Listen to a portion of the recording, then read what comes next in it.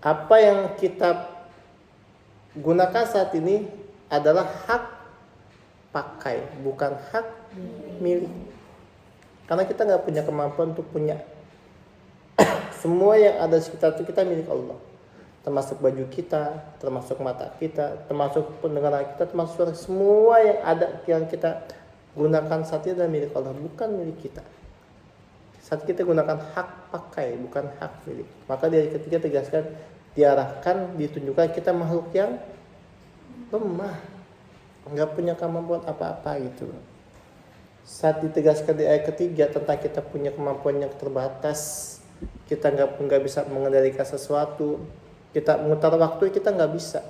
Maka yang harus kita pahami, kita sadari apa? Tadi 3 bisa tekankan. Kualitas sujud dan kualitas doa pertama itu. Kedua, perbanyak interaksi sama Al-Quran. Dan ketiga, bakti semua orang tua dimaksimalkan untuk kalian saat ini. Untuk Ustadz beda lagi. Terus Ustadz ada punya istri, ada amanah baru. Punya anak, punya kalian, ada amanah baru yang harus dituntaskan. Untuk kalian minimal 3. Pertama, kualitas sujud dan kualitas doa. Maksudnya apa? Banyakkah orang sholat? Banyak. Ketika mereka sholat 5 waktu, mereka sholat, menjaga sholat-sholat itu, mereka punya masalah gak?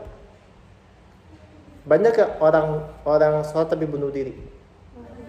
Banyakkah orang sholat tapi gak pakai jilbab? Banyakkah orang sholat tapi bermasalah hidupnya? Karena kualitas ibadah itu bermasalah. Maka saya tekan jaga kualitas itu. Karena setiap perkara-perkara sholat pasti Allah hadiahkan la'allakum tuflihun. Apa contohnya misalnya? Ya ayyuhalladzina amanu arka'u wasjudu, kata Allah. Wahai orang-orang beriman, ruku dan sujud sholat. Karena dampak dari sholat, ayat berikutnya la'allakum tuflihun. Allah pastikan akan dibuka pintu keberkahan, pintu kebahagiaan, pintu kenikmatan buat kalian. Dampak dari sholat. Maka harus ditekankan, jaga kualitas sujud kalian. Cuma nilainya.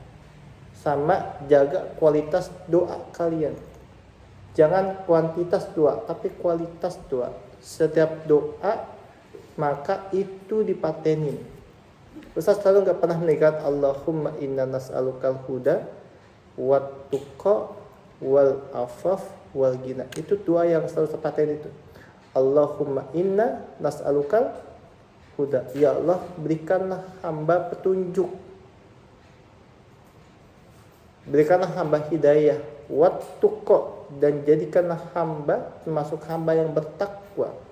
Wal afaf, jauhkan hamba dari kemiskinan, jauhkan hamba dari hutang piutang, jauhkan hamba dari ribawi, jauhkan hamba dari maksiat. Wal ghina, lapangkan harta yang berkah buat hamba ya Allah.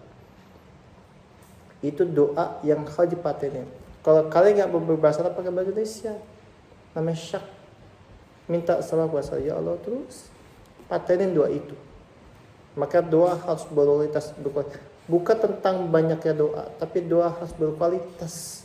Satu kalimat doa bisa menghadirkan air mata, itu lebih nikmat. Kedua, perbanyak interaksi sama Al-Quran. Jadilah penjaga Al-Quran. Wajib kalian jadi keluarganya Allah. Harus jadi penghafal Quran. Karena setiap huruf yang kalian hafal, dia bisa menghidupkan doa yang kalian mau.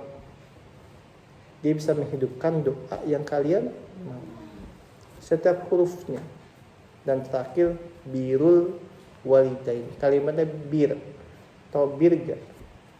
Bukan sekedar berbuat baik, tapi berbakti sama orang tua. Faham dari sini? Faham dari sini? 3 poin itu yang kita tekankan tentang diri kita. Kita makhluk yang lemah. Artinya apa? Artinya apa? Jangan sekali-sekali takabur atau merasa diri kita mampu. Paham dari sini ya? Jadi dimanapun kita berada, jangan pernah mengejek, jangan pernah menghujat orang lain.